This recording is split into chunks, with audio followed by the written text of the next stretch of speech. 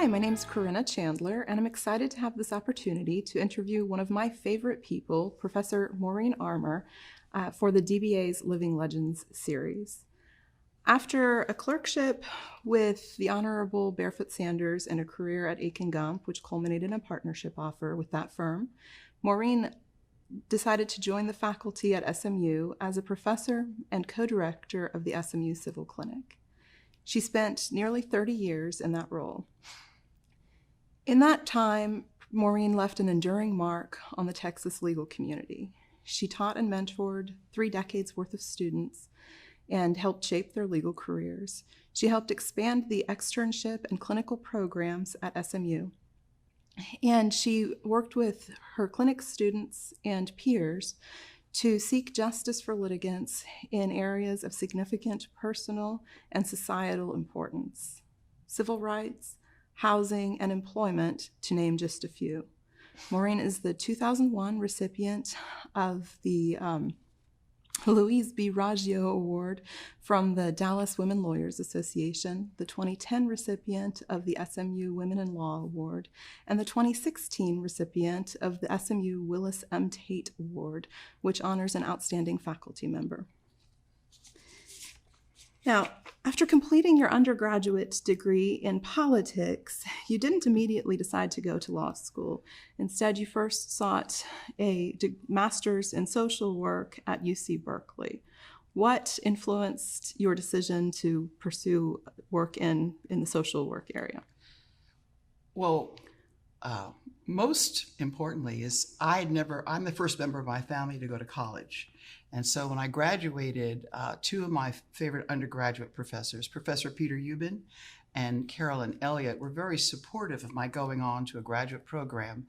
I didn't have the confidence to apply to law school, and social work seemed a good way to continue to pursue my concerns. I'm an old hippie from California. I graduated undergraduate in the 70s. I'd been involved in war protests. I'd been involved in prisoner rights. I'd worked with Cesar Chavez and Saul Alinsky in farm workers' rights, and social work looked like it was close. It was Berkeley, and I thought that would be the way to go. So I went to social work school, did that for a while. I'm not a therapist. I didn't take the therapy. Anybody who knows me would know that you do not want me as your therapist.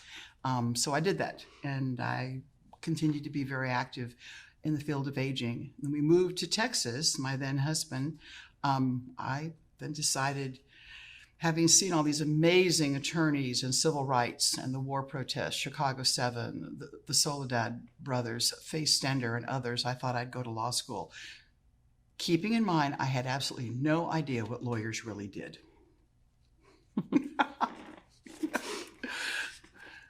So she's the serious one in this interview. Oh, sorry, go ahead. So you were high school's valedictorian. You managed that again in law school. How did you do that? I busted my ass. I told you not to ask that question, actually. Go ahead.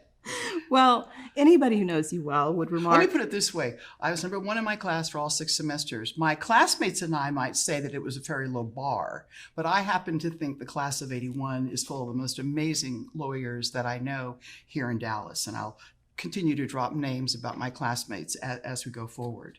I just worked incredibly hard. I never understood people who said, oh, I'll just get by with a B. I'm like, I'll fail if I don't work really hard. That's how I did it.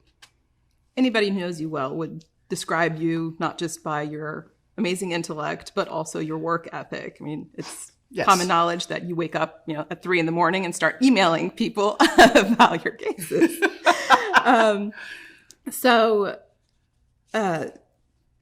What people may not realize, though, is that your determination and work ethic really started from a significant event in your childhood. What was that?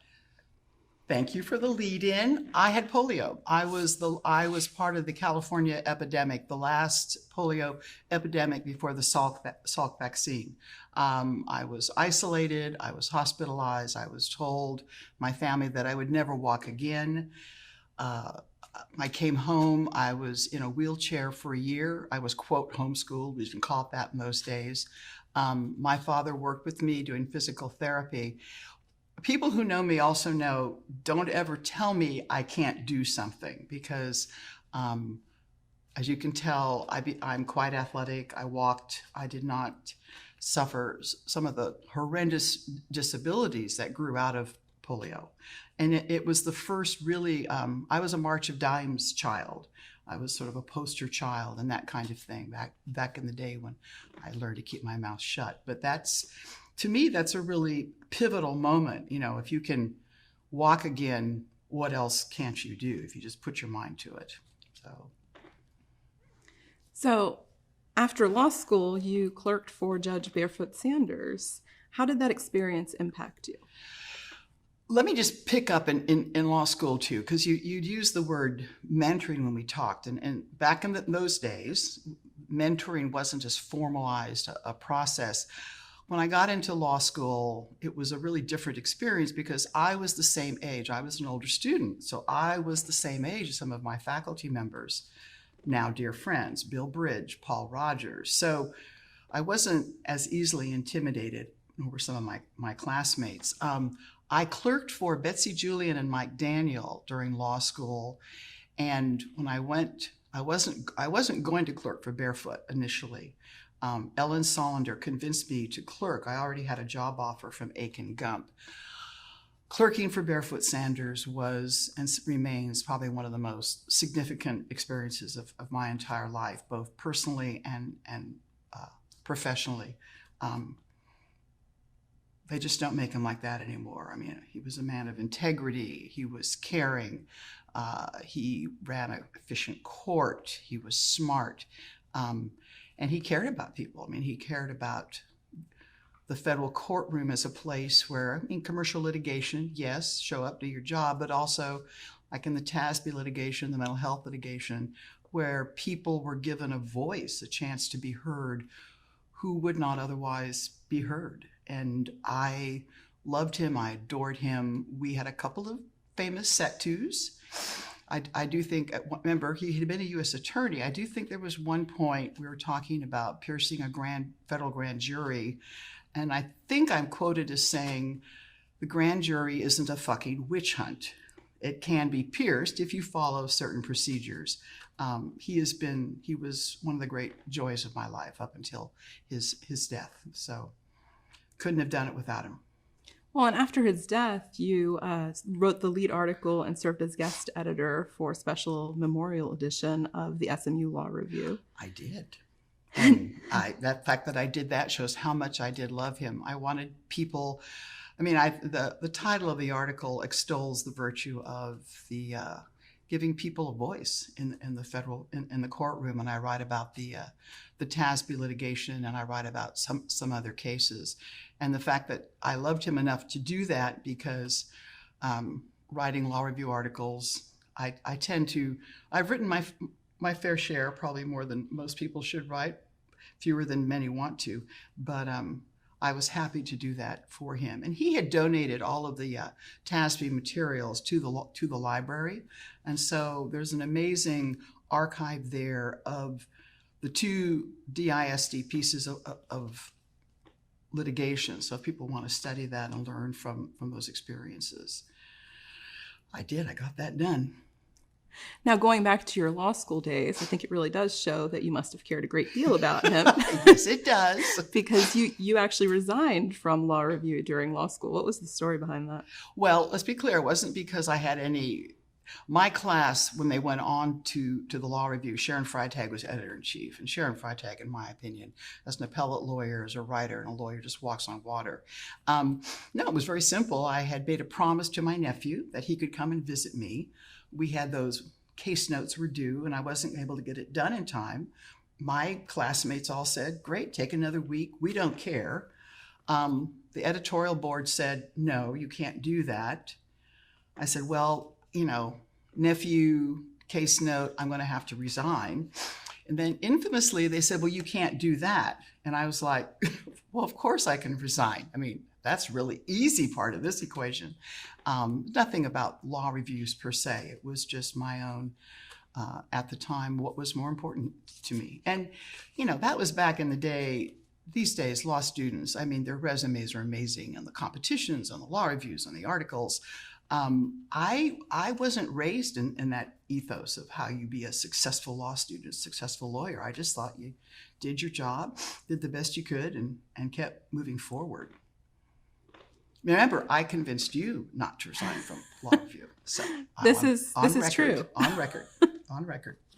Okay. So you started as an associate with 𝐏𝐥𝐞𝐚 in 1982. Ah, yes. Did you have any trouble as a female attorney in the early 80s getting your colleagues and clients to take you seriously?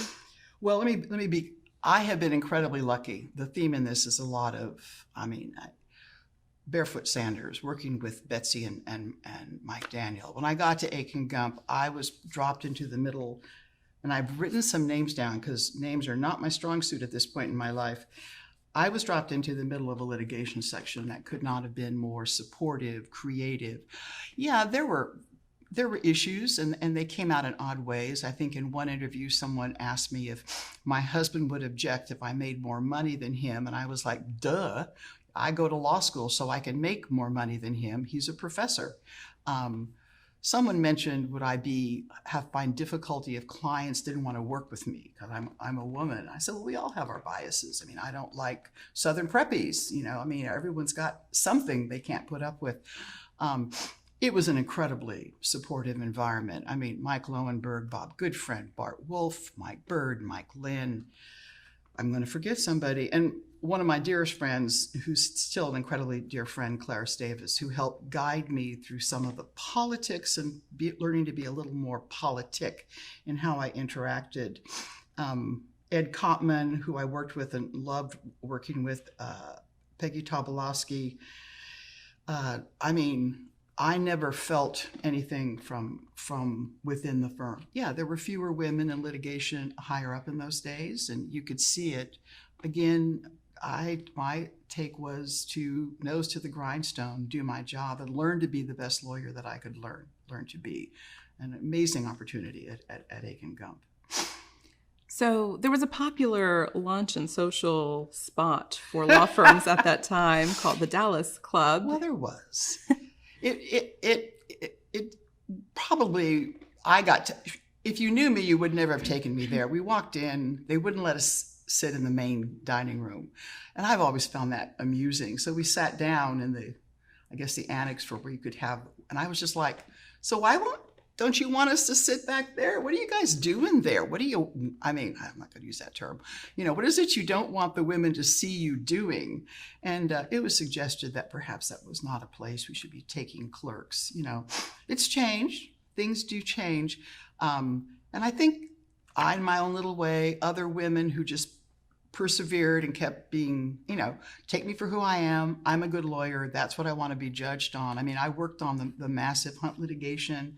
I was like the sort of senior associate in charge of discovery, worked with some of the best law firms in the country in that litigation, and never felt that my gender got in the way. But it's there. It can sometimes bubble to the top, but they weren't just shoving us off into family law and trust and estates. By the time I got there, we were able to be taken, I think, a little more seriously. So. Well, just for context, because I've heard stories about the Dallas Club from other female attorneys that were around at that time also, and I personally was shocked to hear about it because that just doesn't happen anymore. I'm just trying to envision what that looks like. You go there and literally the women are told to go to a separate dining area. Is that right? Well, no, everyone in that party.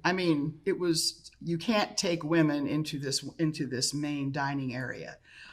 I quite frankly found it ludicrous. I thought if men need to get together where they can just adjust their parts and scratch and sniff and burp and fart without offending women, I fine, let them do it. But I did comment on it.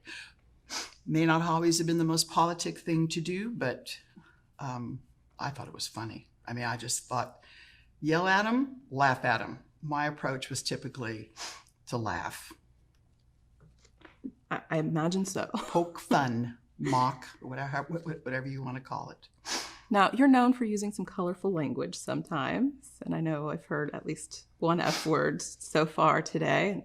I know some years ago I was talking to a male attorney who practiced with you, and I don't honestly remember who it was, but he made a remark about your vocabulary being that of a sailor.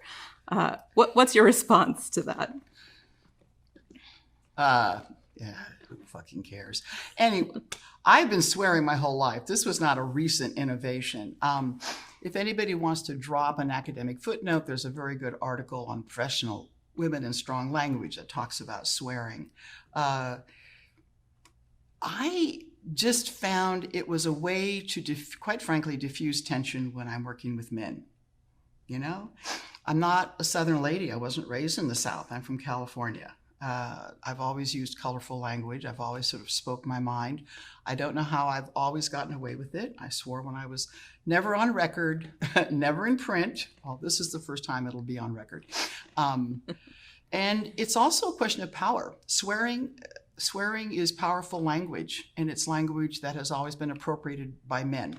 Witness swears like a sailor. So swears like a man. So, okay. Fucking shit, so what? Ladies don't swear. Right, you're absolutely right. Ladies do not swear. So, people, I had clients, I had a client at 𝐏𝐿, I kid you not, it's our secret. We used to trade dirty jokes. And they were all guys who worked in kind of a construction-y area.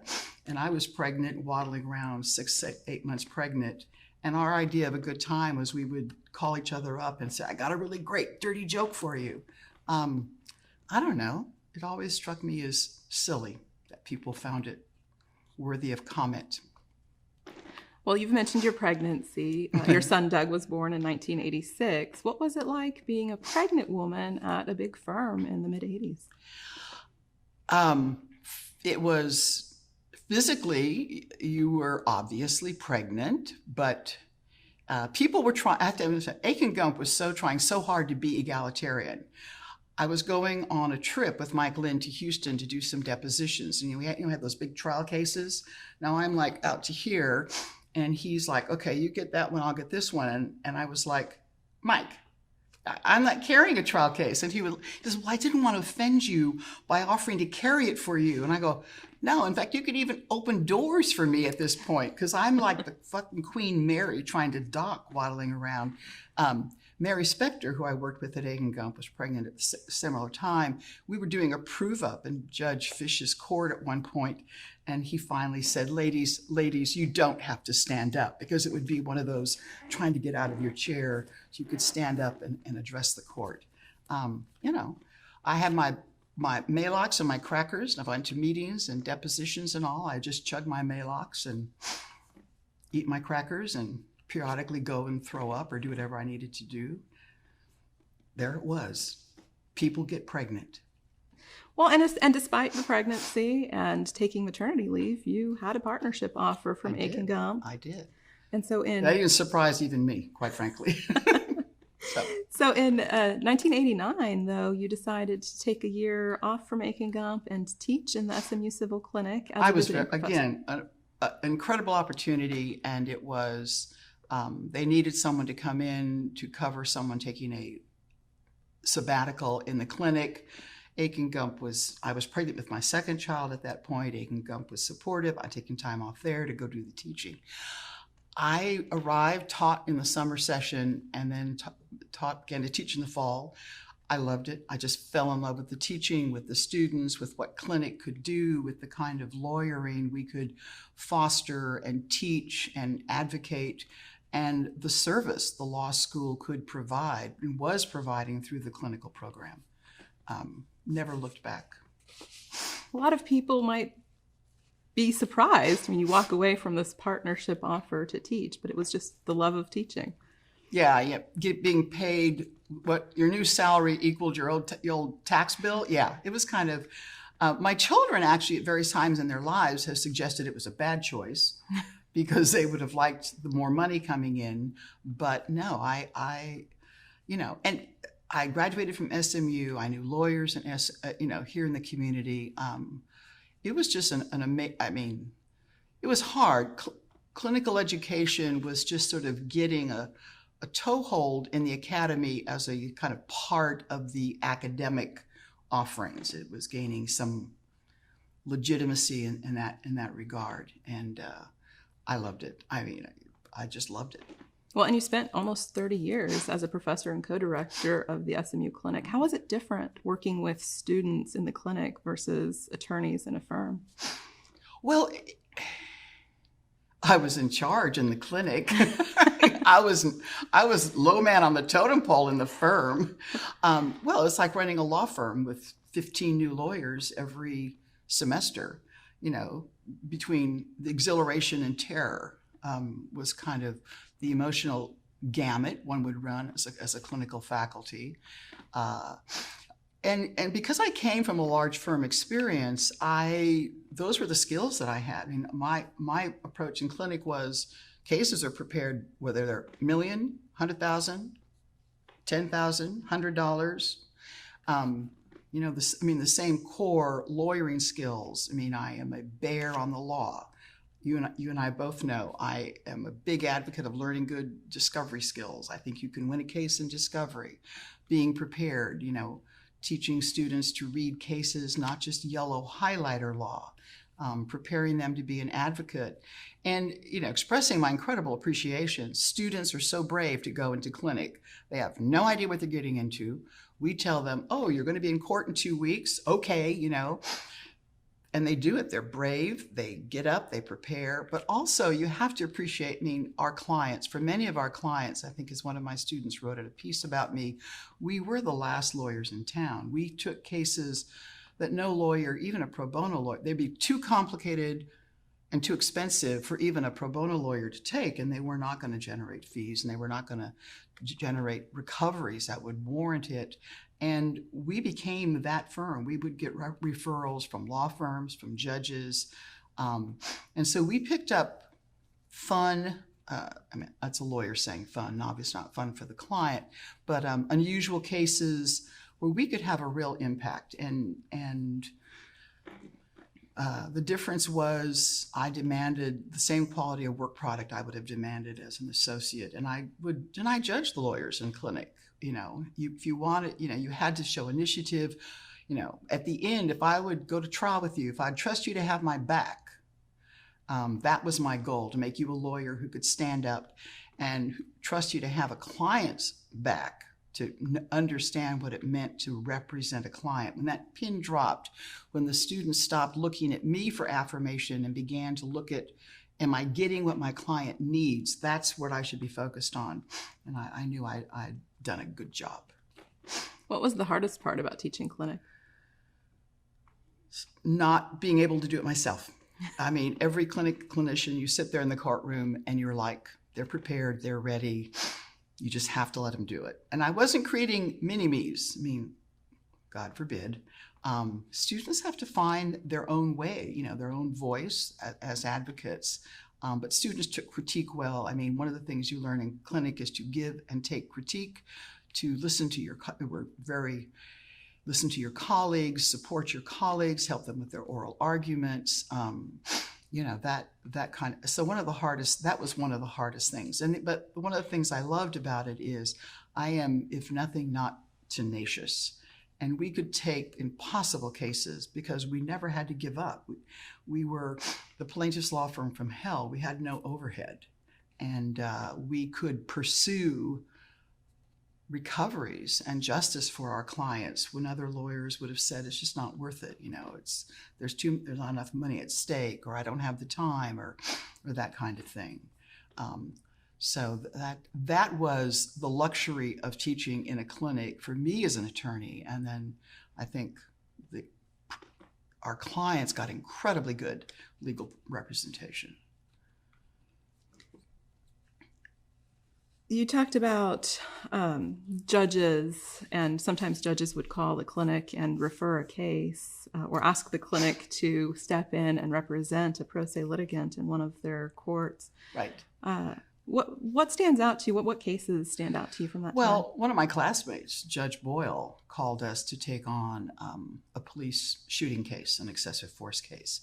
And it had survived summary judgment, and she called. First of all, you don't say no to a federal judge, but even that, it was an amazing learning experience to be sort of invited to take this case on, and the students learning the law, working with the client who was incarcerated. So we had to figure out how to get ourselves into prison and out again, and into the jail and out again. I mean, that case stands out because I think there ended up, when we went to trial, there ended up being probably 10 students who would trial prep and briefing and expert witnesses. The students purchased a suit and a white shirt and a tie for the young man. So when he sat in the courtroom, albeit he would be in his chains, and they just did an outstanding job. I mean, they were prepared, they were professional, and it was a jury trial. And a jury civil rights case like that is a real challenge. When the jury came back with the verdict, I made all the students sit by him. They did not win, and they were crushed. Of course, he worked that hard, but you know, it was like, okay, what did we learn from this? But more, you may have lost a case. He lost, it was his case. So understanding that it's really not about you, it's about the client. And Judge Boyle is such an amazing judge. She's, talk about a work ethic. She's so professional, and we were pushing a legal issue on the jury charge, and she knew we were doing it. The student was doing a good job, and finally she just said, well, I'm gonna go with the Fifth Circuit pattern jury charge at this point. And I was like, shit. Really wanted to change that, but she was right. That's what a judge should do, and then we could always deal with that on appeal if there was going to be an appeal on that issue. The student who was arguing, students come up to me later in life, a couple of years later, out in practice, and he was always like, you know what? I was trying to argue, and you were sitting there writing and talking. It really bugged me, and I was like, get over it. Do your job, just argue. So that was an amazing case. And the Brent Lawson case, we weren't assigned by a judge. Brent Lawson was kind of a career client of mine. And that was another amazing civil rights case. I learned this from my dean, that it was like one of the largest civil judgments of a clinic in the country. And that was another one with students just doing close to the impossible to get that case to trial. In that case, we trial to the bench. Judge Buckmeyer was an amazing trial lawyer and trial judge. Then when we took it up on appeal, I had one of the students come back to argue the appeal in front of the Fifth Circuit. Did a much better job than I could ever have done. And the three-judge panel was like, you did a really good job trying that case. They're talking to the student and all. Later I said, that'll never happen to you again in the Fifth Circuit. They're not going to pat you on the head and tell you what a good job you did. But we won it. We got the judgment for the client. It was a decubitus ulcer case. The facts are quite horrific. Sadly, you think, $250,000 judgment, not much change. There was a Justice Department investigation of the Dallas County Jail following the litigation, looking at the health care. They were very critical.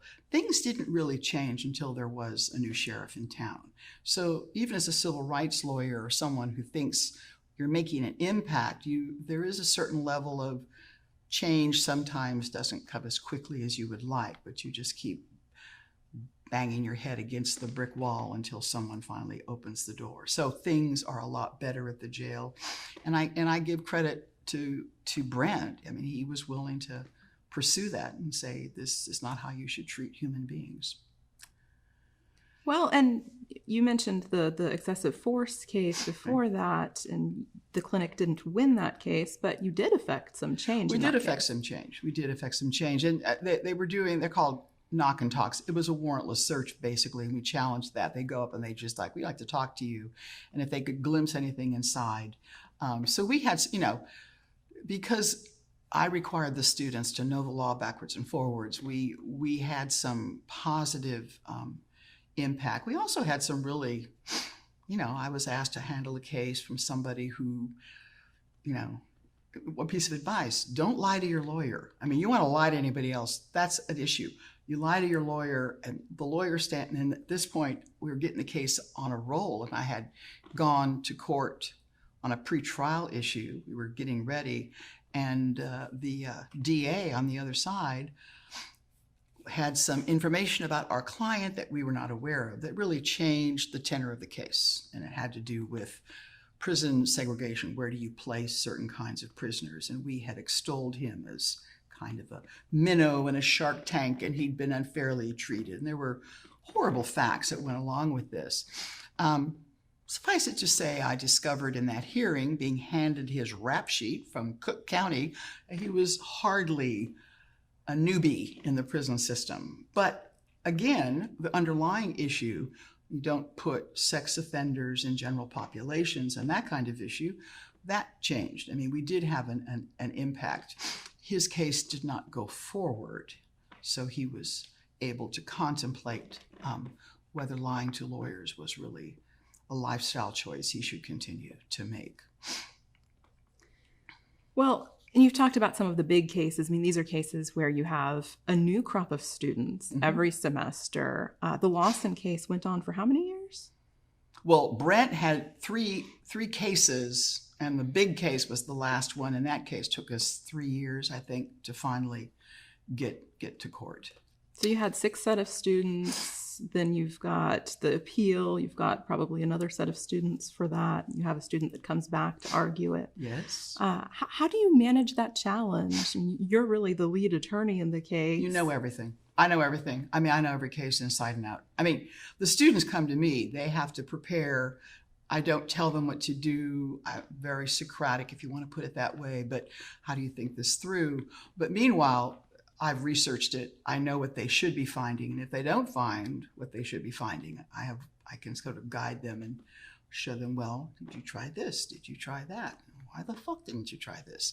No, because I knew every case from the ground up. A case never went to trial or never went forward that I wasn't completely on top of. So we've talked about some of the bigger cases, and certainly not all of them. You had a number of other big cases in the clinic, but you also made an impact with smaller cases. And as you said, I mean, as SMU, as the clinic, you don't have overhead. You're able to take on cases other firms wouldn't even consider taking. And so in that way, the clinic was able to have a real impact on the local community. What were some of those? Thank you for asking me that question. Corinna has put up with me babbling about myself for hours, and she's managed to make this sound like a reasonable interview. I love the smaller cases. When I got there, there's sort of 3 sets. When I first got there, we were dealing with nursing home discharges. Nursing homes would get a resident that was difficult. They could treat them. There was no problem. The feds had recently enacted some guidelines, so you couldn't just kick people out. And we ended up representing a number of people who came to us because the nursing home was saying, you have to leave. Yeah, either you or your family member, you're too difficult. We don't want to deal with you. And the students had that. We had bizarre. In one case, we found that a doctor had falsified records. In another case, they were accusing this 89-year-old woman of being a physical threat because she'd actually accidentally tripped somebody with her cane, and they wanted to throw her out. We got we do a lot of evictions, but we tripped over this one, that landlords were using the abandonment procedures to avoid the eviction process. And we could brief that up and begin to take those cases into the JPs. One of the things about clinic, and I think SMU deserves an incredible credit for this. First of all, you've mentioned cases against the jail and the police, and we sued DISD and all. The school never interfered with what we did. As a private school, we could bring suits against governmental entities. A couple of times, I know the dean got some phone calls. One person called, wanted to know why we were suing a Methodist, and he didn't think that was fair. A couple times, I get a phone call asking me what had happened. I explained the case, what it was. Okay, fine. So no interference. And I was respectful of that. I recognized that when we showed up, little case or big case, we weren't just lawyers, and that the law school can stand for a lot of things, but in those moments, it stood for justice, and it stood for people who were disempowered and who wouldn't have access to legal process. the abandonment cases, the nursing home discharge cases. Another set of cases had to do with, I do like to work with elderly, and as I've become older, I call them my people now. A woman, it was a retirement facility. It was church supported, and she was difficult. I mean, she was our client, we can say with quite a fair degree of honesty, but her neighbors didn't like her. She was difficult to get along with. She was demanding, and so they were just going to turf her out. They wanted to terminate her lease, and the students went to battle, and we challenged the termination, which is hard to do given the leases in Texas. We got up and on the appeal in front of then Judge Tapscott, I believe, and they were negotiating settlements. They were filed a parallel pending action accusing, bringing ADA claims against this entity. I mean, it was able to raise the issue, which is you can't just kick people out because they're difficult. I mean, I imagine I will be difficult at the point they put me into some kind of institution, which may be sooner than later.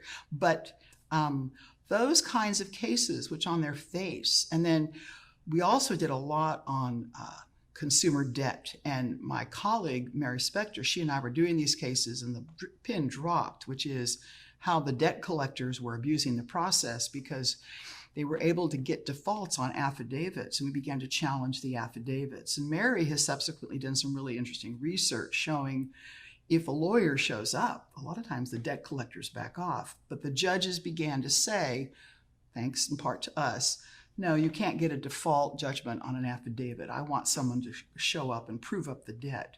And that's work. I mean, that's hard, legal, time, boots on the ground work. So those are the sort of kinds of cases that people might say, well, you just take small cases. But we're like, there is no small case in the civil clinic. You know, for what it's worth, I worked on one of those in the civil clinic. I learned a ton, and I was able to use that a few years ago to help one of my clients I was representing for something else deal with one of those debt collection issues and get the collector to back off. So yes, my clinic education's still working. Yeah. And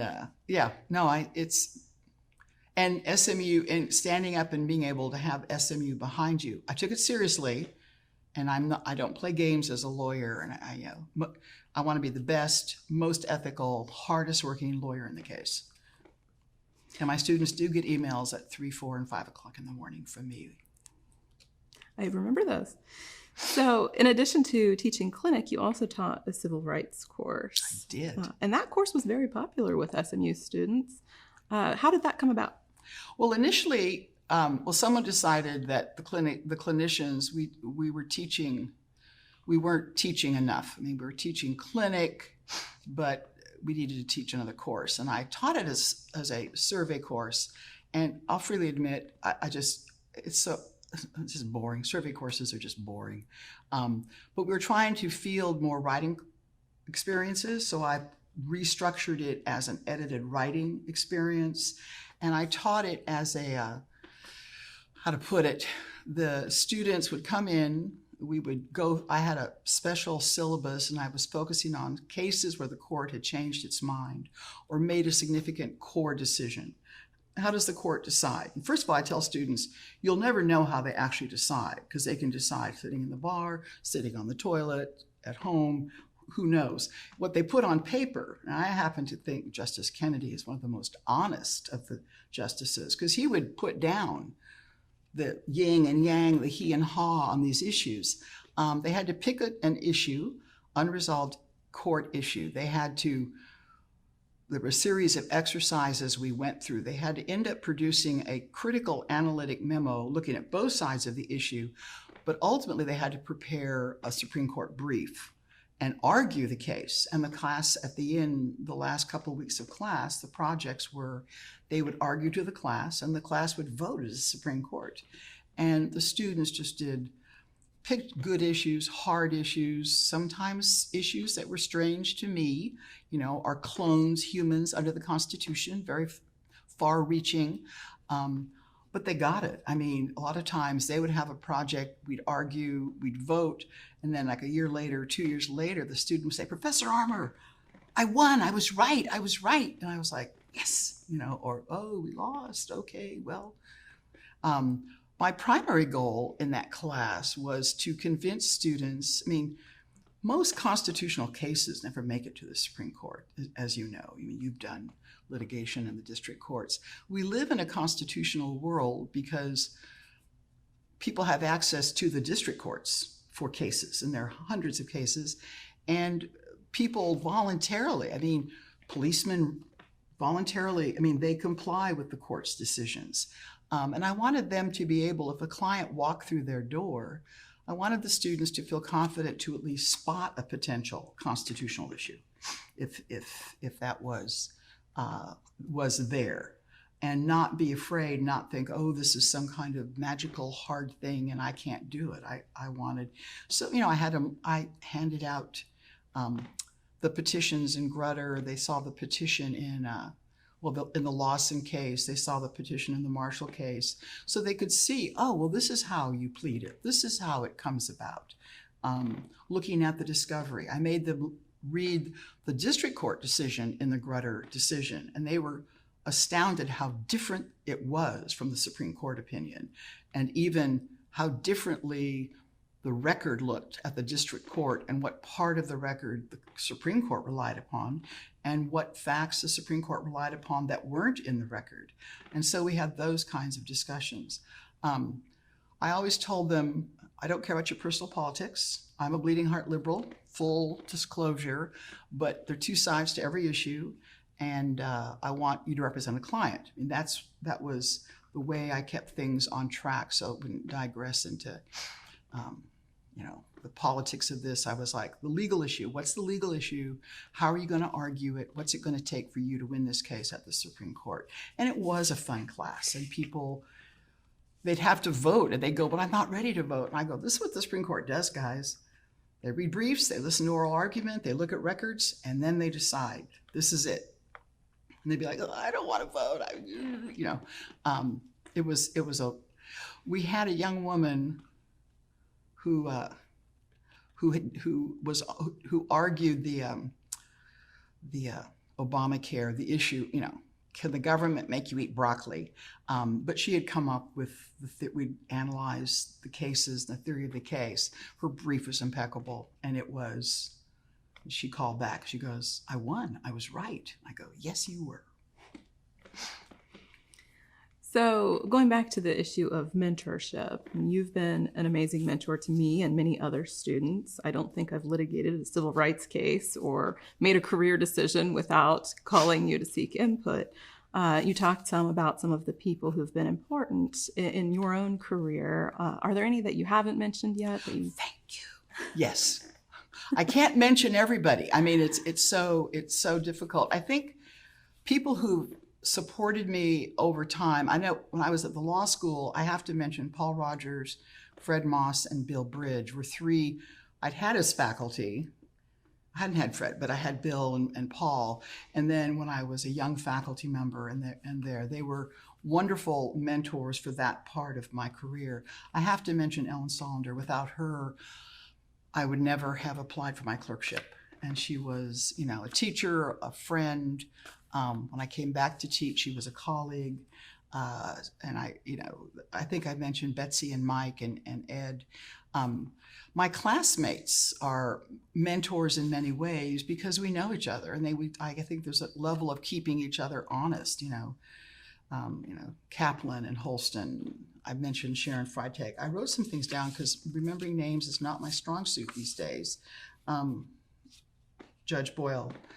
Other people, Anna Dare, this Gruber, for odd reasons. Mike, you will understand this, but his son and my son went to Jesuit together. So Mike and I were Jesuit parents together, but also watching his career and being so impressed by what he had done in his practice. Paula Sweeney, she's an amazing lawyer, and I was in class with her. Maureen Murray, doctor lawyer and again, somebody who, when we were in law school together and then later, people keep you honest. I mean, friends like that just keep you honest.